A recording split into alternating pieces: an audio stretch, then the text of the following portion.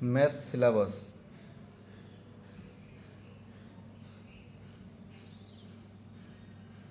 Math syllabus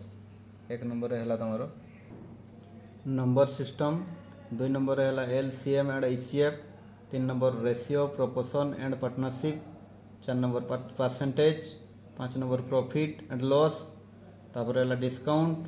तापर simple interest and compound interest, average, तापर age, तापर time and work, pipe and system, speed time and distance, mixture and alligation, mensuration, तापर है तुम algebra, statistics, तापर square root and cube root, तापर है shorts and index, तापर है सिंप्लिफिकेशन, तापर है हाइट एंड डिस्टेंस। ये तुम RI सिलेबस, RI बा रेलवे से एक टाइप सिलेबस आसो बुझीगला, यहाँ सिलेबस।